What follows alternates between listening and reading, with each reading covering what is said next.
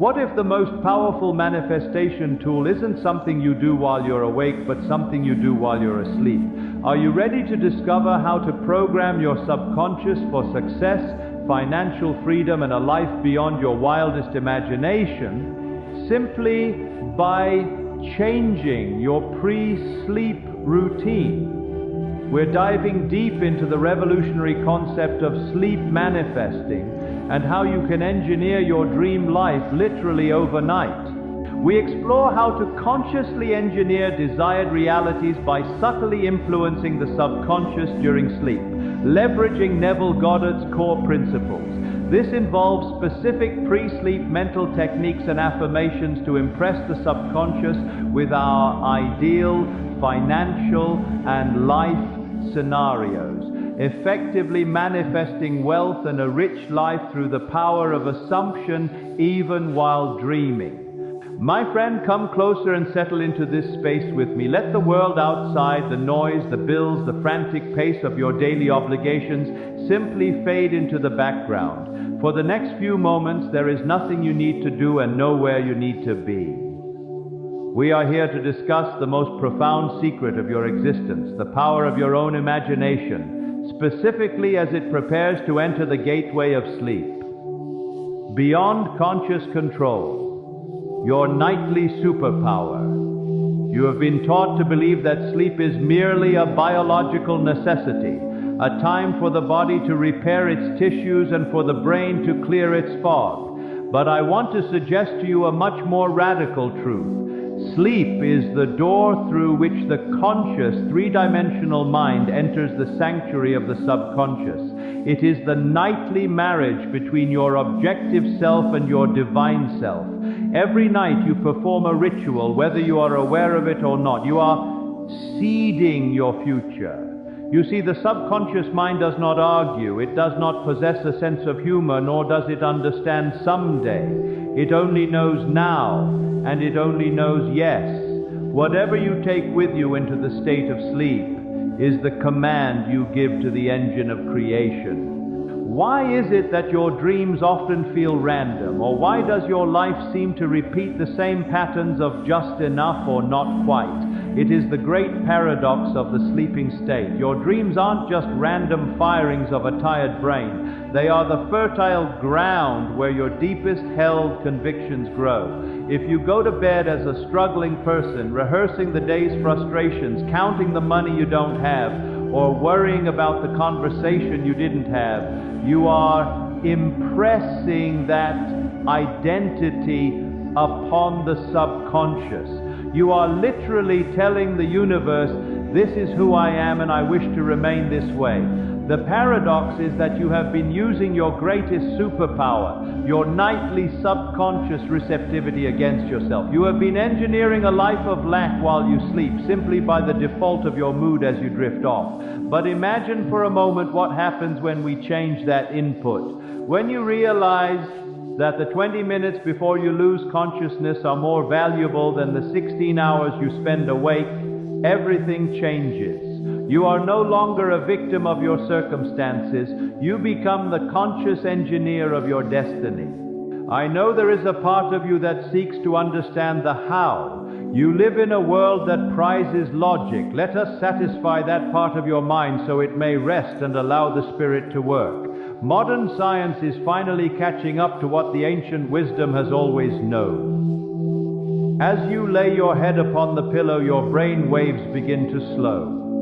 You move from the frantic beta state of the waking world into alpha, and then into that magical, shimmering borderland called theta. In this theta state, the state akin to sleep, the veil between your conscious desires and your subconscious power is at its thinnest. Your analytical mind, that judge who tells you that your dreams are impossible because of your bank balance or your education, is finally falling asleep. It is stepping out of the way.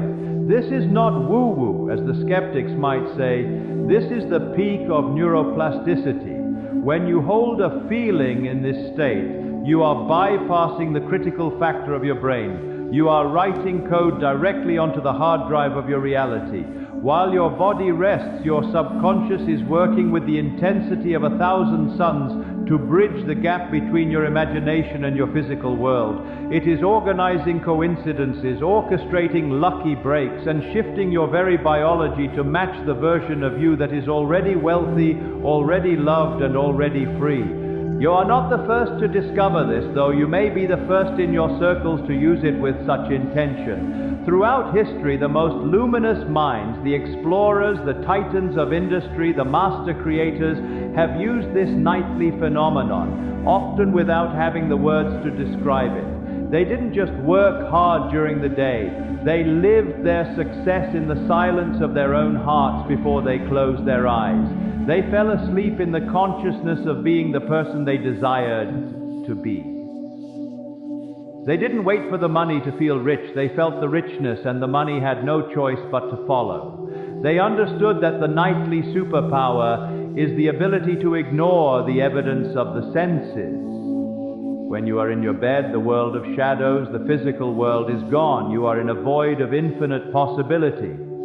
My friend, I want you to feel the weight of this responsibility and the immense joy of it. You have been given the keys to the kingdom every single night. You do not need to struggle. You do not need to hustle in your sleep. You only need to assume. As we move forward, I will show you exactly how to craft these assumptions so they stick. But for now, I want you to simply sit with this realization. You are a creator. And tonight, as you drift off, you are not just going to sleep. You are going to work in the most beautiful, effortless way imaginable. You are stepping into the laboratory of your soul. Can you feel that, the shift in your chest? That is the recognition of truth. Your desires are not out there. They are waiting for you to claim them in the silence of the night. My friend, take a deep breath and let it out slowly. You are beginning to see, aren't you? You are beginning to realize that the bed you lie in is not just furniture, it is an altar where you decide which version of yourself will walk the earth tomorrow. Now, as we move into the blueprint of this work, I want to take you deeper into the mechanics of what I call the law of assumption. You see, many people wander through life as beggars.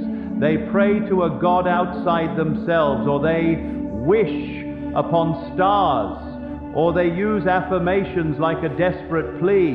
But a king does not wish for his kingdom, he simply occupies it. To assume is to take upon oneself the character of another.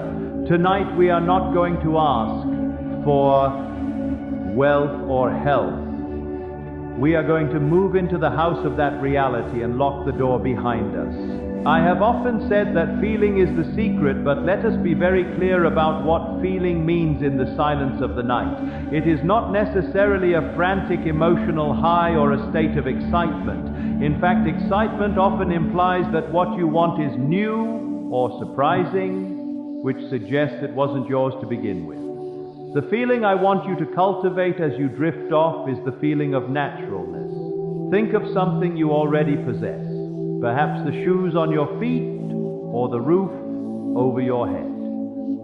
You don't walk around in a state of euphoria because you have shoes. You simply accept them as a fact of your existence. This is the assumption. When you close your eyes, I want you to reach for the quiet, settled satisfaction of a task completed.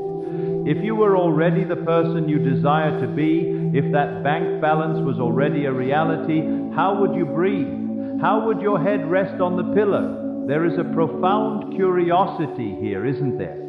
You might wonder, how can I feel something as a fact when my bank account tells me it's a lie? This is where the blueprint becomes your shield.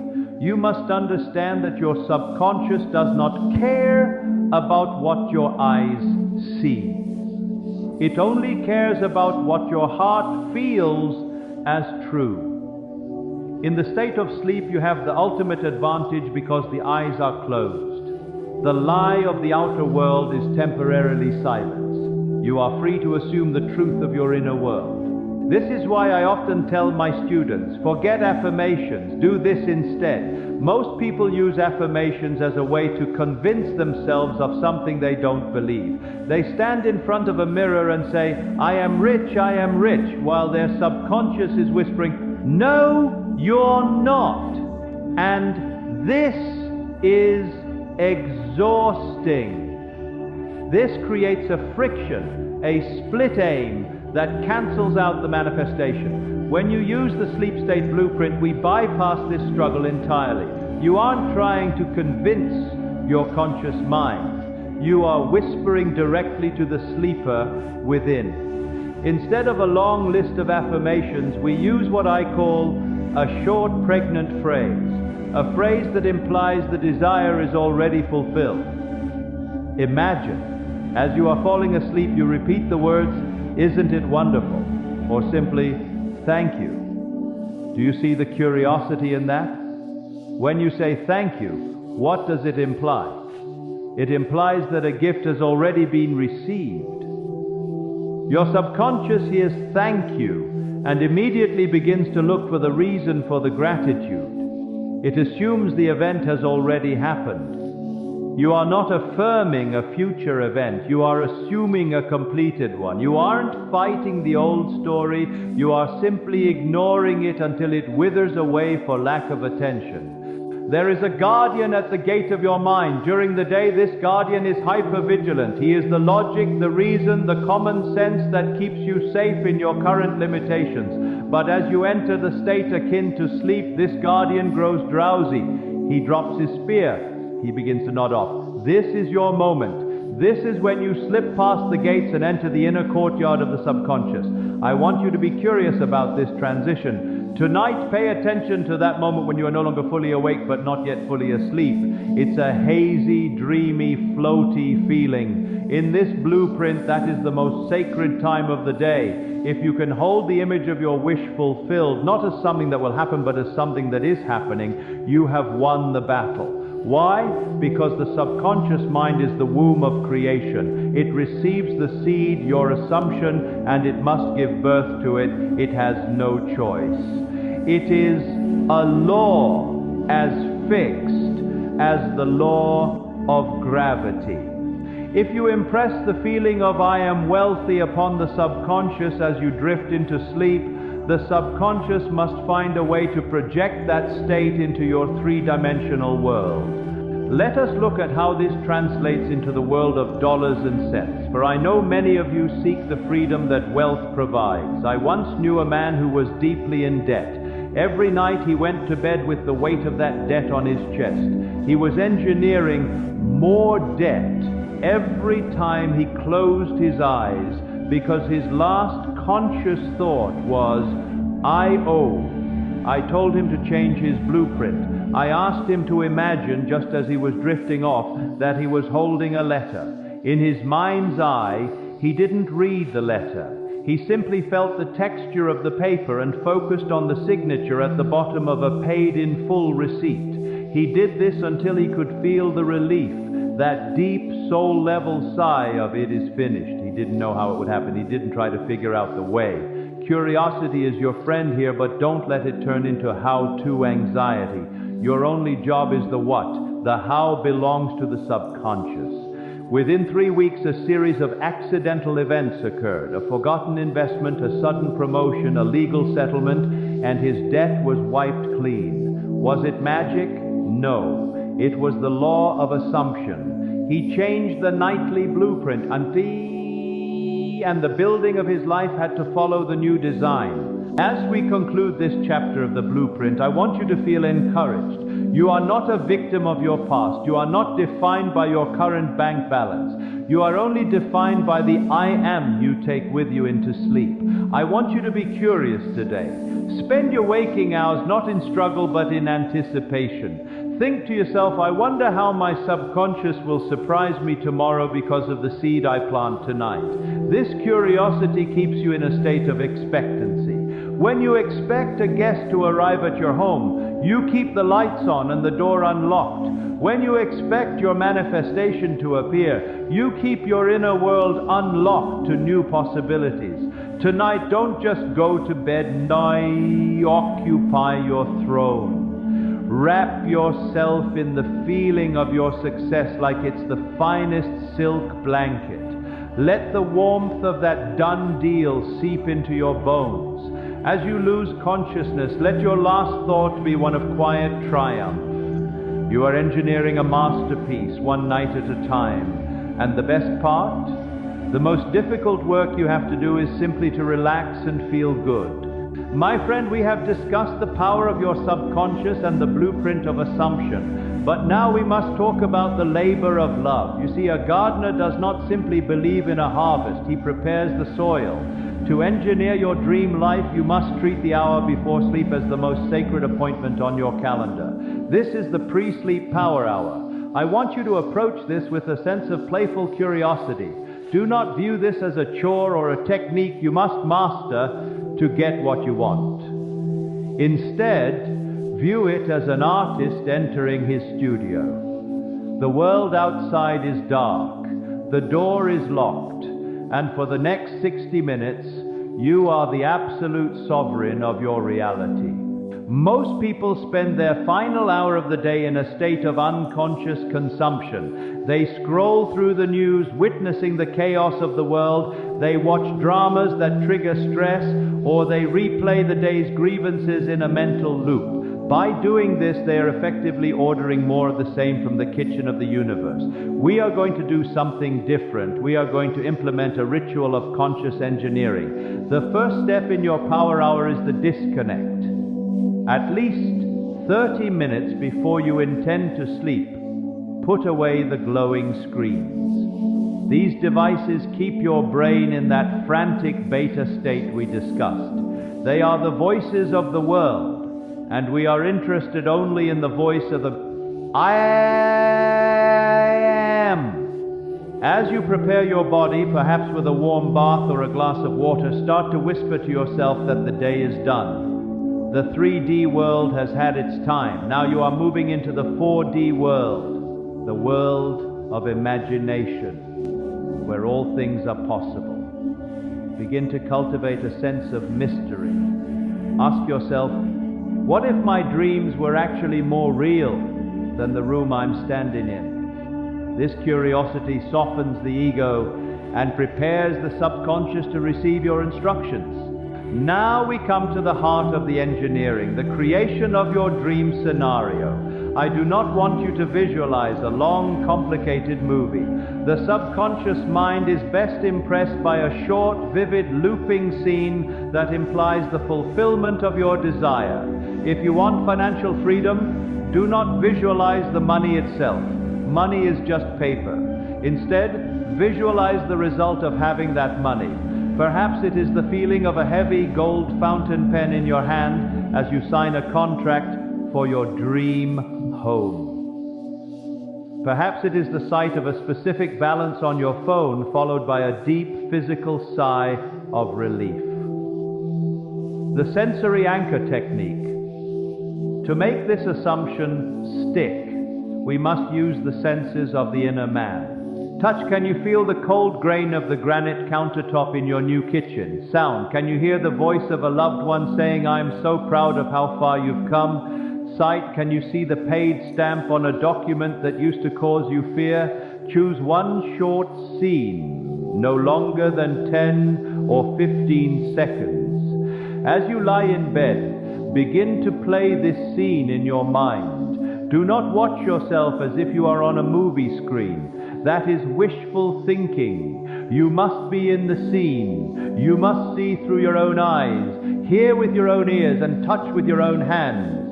There is a common mistake many make. They turn on subliminal tapes or manifestation music and then let their minds wander aimlessly until they pass out.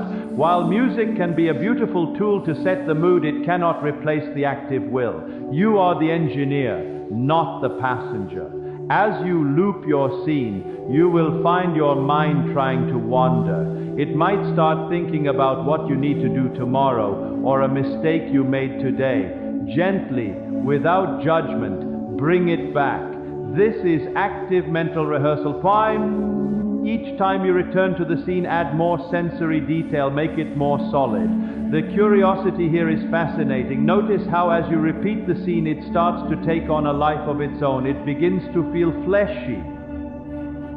It moves from a mental thought to a physical sensation. This is the moment of saturation. You are saturating your subconscious with a new reality. You are telling it, this is the truth of me. This is what I am returning to.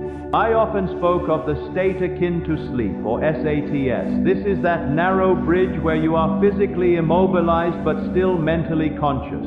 It is the most powerful state a human can occupy.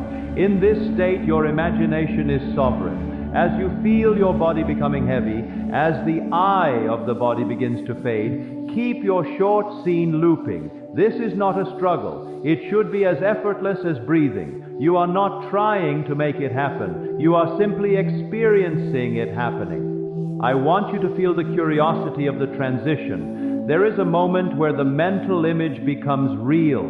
It has a 3D quality. When you reach that point, you have successfully impressed the subconscious. You can then let go and drift off into total unconsciousness. You have delivered the mail. The subconscious now has its orders, and it will spend the next several hours of your sleep cycles rearranging your world to match that 15-second loop. Now, my friend, you may find that some nights are harder than others. You may feel a tightness in your chest or a voice that says, this is silly, nothing is changing. Encourage yourself in those moments. That voice is simply the dying gasp of your old identity. It is the old man trying to stay alive. Smile at that voice. It has no power unless you give it your attention. If you find it difficult to visualize, use the "isn't it wonderful" technique. Simply repeat those words over and over like a lullaby. Do not look for the wonderful thing, just inhabit the feeling of wonder. Let the feeling of something marvelous has happened to me wash over you.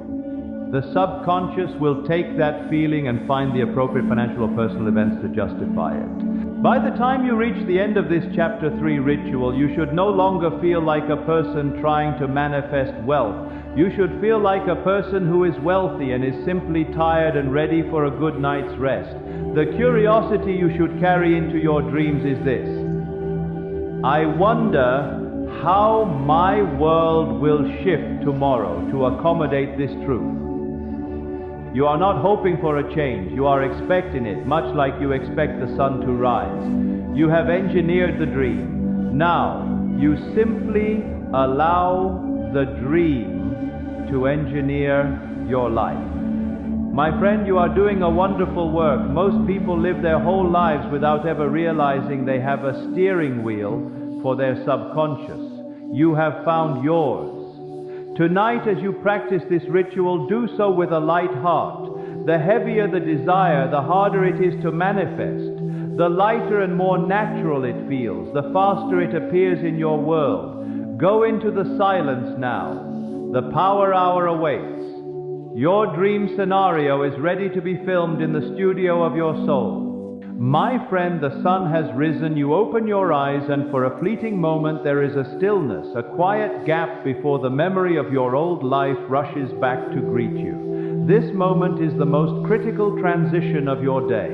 You have spent the night in the sanctuary of the subconscious, engineering a reality of wealth and freedom. But now you are back in the three-dimensional world, the world of shadows, where things may still look exactly as they did yesterday. How do you bridge these two worlds? How do you prevent the waking world from undoing the sacred work you performed in your sleep? The moment you become conscious, you are standing at a crossroads. Most people immediately reach for their phones, checking emails or news, which instantly drags them back into the beta state of reaction and stress. They have effectively evicted the king they were last night and replaced him with a servant to circumstances.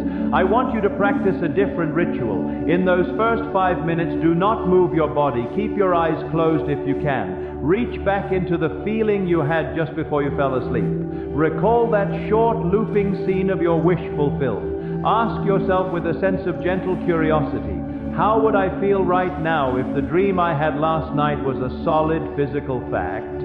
You must lock in the impression. If you fell asleep feeling wealthy, wake up feeling secure. If you fell asleep feeling loved, wake up feeling valued. Do not look at your bank account yet. Do not look at your to-do list. Spend these first few minutes basking in the afterglow of your assumption. You are essentially telling your mind, that world I visited last night, that is the real one. This room I am in now, this is just the delayed echo of my past thoughts. As you move through your day, I want you to become a divine scout. You must look for the signposts. When you engineer your life through sleep, the world does not always change in a single loud explosion. Often it changes through a series of natural events. You might get a sudden impulse to call an old friend. You might see a book on a shelf that catches your eye. You might overhear a conversation in a coffee shop that provides the exact answer to a financial problem you've been mulling over. These are not accidents. These are the bridges of incident that I often talk about. Your subconscious is now a magnet, and it is pulling these experiences toward you. The curiosity here is vital. Instead of saying nothing is happening, start asking, I wonder how this specific moment is leading me to my goal. Even a negative event like a car breakdown or a cancelled meeting can be a redirection toward a much larger opportunity. When you live from the assumption that your dream is already a fact, you stop judging events as good or bad. You simply see them as necessary steps on the path your subconscious has laid out. Now we must address the greatest challenge you will face, the delay. There is a gap between the moment you plant a seed and the moment you see the flower. In the world of sleep, the manifestation is instantaneous. In the physical world, things take time to rearrange. This is where most people fail. They look at the world, see no change, and say, it didn't work. And the moment they say that, they have made a new assumption. It didn't work. And the subconscious, being the faithful servant it is, says, yes, it didn't work, and stops the process. You must be bold enough to persist. When you see a bill you cannot yet pay, or you see a bank balance that is lower than you desire, do not react with the old man's fear. Instead, say to yourself with a quiet smile, I know what I have planted. This current reality is just the tail of the old comet. It is fading away. My new reality is already here in the unseen, and it is making its way to the seen. Think of it like an architect. Once the blueprints are finished and the foundation is poured, the architect doesn't walk away because the roof isn't on yet. He knows the house is coming because the design is set. Your sleep engineering is your design. The physical world is just the construction crew catching up. There is a misconception that manifestation means sitting still and doing nothing. On the contrary, when you truly occupy the feeling of the wish fulfilled, you will find yourself moved to act. But this action is different. It is not hustle born of desperation. It is inspired action. You will feel a nudge. You will feel a sudden burst of energy to work on a project. You will feel a knowing that you should speak to a certain person. The curiosity you should carry is, what would the wealthy, successful version of me do in this situation? If you are at work, work as if you are already the owner. If you are shopping, carry yourself with the dignity of someone who has more than enough. You are practicing the vibration of your dream life while you are wide awake. This reinforcement creates a feedback loop. Your nightly work prepares your days, and your conscious days reinforce your nightly work. Throughout your day, listen to the background noise of your mind. What are you saying to yourself when you aren't paying attention? Most people have an inner dialogue that is in direct conflict with their sleep assumptions. They spend 8 hours in bed assuming wealth and 16 hours awake assuming poverty. The 16 hours will win. To reinforce your dream life, you must make your inner speech match your fulfilled desire. If your mind starts to wander into worry, gently interrupt it. Say, no. That is no longer my truth. Isn't it wonderful that everything is working out for me? Use curiosity to flip the script. Instead of what if I fail, ask, what if this is the week everything changes? Or, what if my subconscious has already solved this for me? This keeps your frequency aligned with the work you did while you slept. You are effectively staying in the state. If you feel yourself slipping back into the old patterns of stress or lack during the afternoon, take a 60-second sanctuary. Close your eyes, take one deep breath, recapture that feeling from your pre-sleep ritual. Just for a moment, remind your nervous system of the truth. This integrated reinforcement acts as a bridge, keeping the channel between you and your subconscious wide open all day long. My friend, you are becoming a master of two worlds. You are learning to walk through this physical world while keeping your heart anchored in the world of your dreams. This is what it means to be in the world, but not of it. You are no longer controlled by what you see. You are controlled by what you know. And what you know is that the seed you planted last night is growing in the dark, and its appearance in the light is inevitable. My friend, we have traveled far together in this short time. You now possess the keys to the kingdom, the understanding that your sleep is not an escape from reality, but the very forge where reality is created. But knowledge, as they say, is only the beginning. To see the walls of your old world crumble and the towers of your new life rise, you must move from being a hearer of the word to a doer of it. The journey ahead is one of consistency, not intensity. You do not need to force the subconscious. You only need to habituate it, like a river that carves a canyon not through power, but through persistence. Your nightly ritual will eventually reshape the very landscape of your life. I want to invite you into a sacred contract with yourself. I call it the 30-day Sleep Manifestation Challenge. Why 30 days? Because it takes time for the old man, the old habits of thought and the old neurological pathways of lack to fully wither away.